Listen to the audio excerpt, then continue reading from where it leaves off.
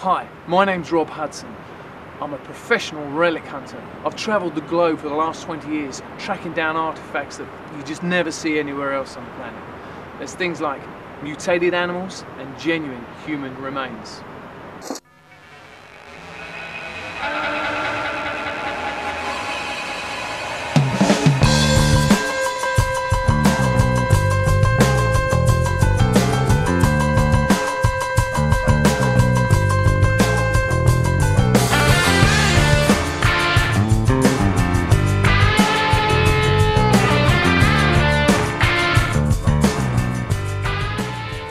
People around here call me the Indiana Jones of Nuki because I've been collecting, and obviously all the little scrapes I've had with customs and excise and people like that.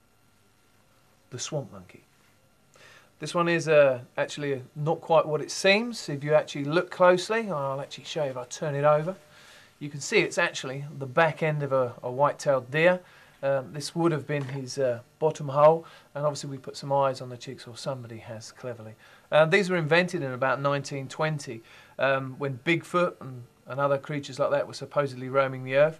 They brought this out, the swamp monkey, and everybody thought it was an actual creature for a long, long time. As you can see, quite cute. First of all, there was medical skulls that were cut at the cranium, and then there were the ones that were uncut, which I liked, so I got those, and then everything. I wanted elongated, mummified, you name it. Whatever was rare, I wanted.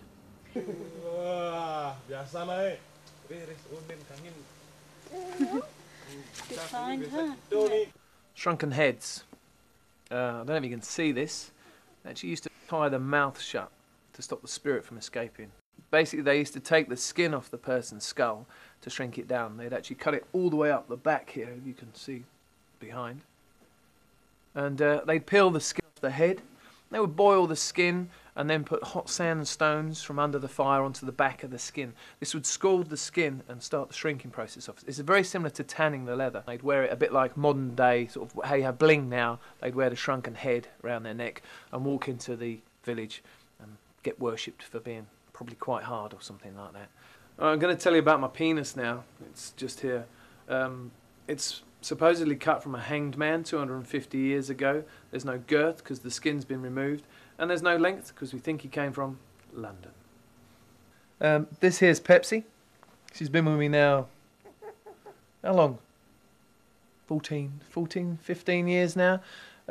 She's a member of the family. I actually bought her from a girlfriend as a Christmas present, and she's devoured most of the house, chewed the skirting boards, windows. When my son plays the PlayStation, she actually snips the wires if she's not getting any attention from him. So he gets upset with her every now and then. I'm going to tell you about one of my adventures now when I lived with the Dyke trophy hunters. You can see in the photograph behind up here. The actual hut that I lived in at the time had 43 of these Dyke trophy skulls hanging above my head. The skulls were carved, but only if the victim's head was taken while they were still breathing. If the victim was already dead, they just took the skull as a trophy and never carved it. You can see the insignia on the front, which is the two men fighting. They had the same kind of sense of humour as us, even though we were on the western side. I was asking lots of questions like why there was a leg bone up there, and one of the guys said the warrior that fought him had been injured in the leg, so he took the person's leg off to eat the leg, because the spirit of the leg would then make his leg better. They then joked with me later on in the evening, saying that one of the men had trouble with his firstborn, was always a girl, so he ate the other man's testicles of his victim, and therefore he had a son. Yeah, that's neat. Tiger, you're mad. You're eating grasshoppers and crickets. The head? Yuck. I don't always bring skulls back when I come back. This is an old percussion rifle I found in a riverbank in Gambia. I actually passed it on a boat. Another one of my madcap adventures where I planned to build a lodge about 200 miles down a river in Gambia to take all the tourists. But that's another story. This was sticking out, the butt was sticking out in the mud there, and bearing in mind there's hippos, crocs, just about everything in there. It took me 5 hours to dig it out bit by bit with a stick, just laying in the water until I got it all the way down. I lost a few bits, there was some clips on it, but I was pretty proud to get it back. And it's one of the old slave trading ones, so it would have been used on the slave trading. It's pretty cool. Nice piece.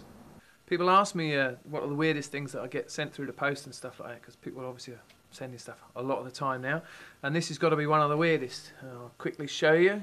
It's actually a little alien head here. It's real skin, and we wondered what it was, being ET and all that, and I sent it away for testing, and guess what it came back as? I'll show you. It's a bull's scrotum sac.